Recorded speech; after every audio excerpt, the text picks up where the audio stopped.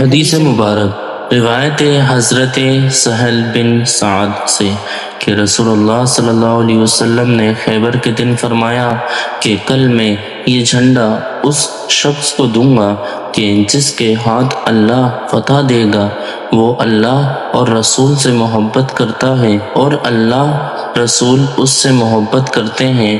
پھر جب لوگوں نے صبح پائی تو رسول اللہ صلی اللہ علیہ وسلم کی خدمت میں سب حاضر ہوئے، ہر ایک یہ آس لگائے کہ یہ جھنڈا اسے دیا جاوے۔ فرمایا علی ابن طالب کہاں ہیں؟ لوگوں نے عرض کیا آنکھوں کے بیمار ہیں۔ فرمایا انہیں بلاؤ۔ چنانچہ انہیں بلایا گیا۔ رسول اللہ صلی اللہ علیہ وسلم نے اپنا لعاب ان کی آنکھوں میں لگایا، وہ ایسے اچھے ہو گئے گویا انہیں درد تھا ہی نہیں۔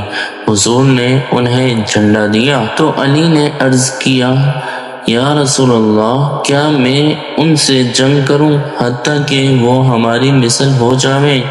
فرمایا اپنے نرمی پر جاؤ حتیٰ کہ ان کے میدان میں اترو، پھر انہیں اسلام کی طرف بلاؤ اور انہیں اللہ کے ان حقوق کی خبر دو جو ان پر لازم ہیں۔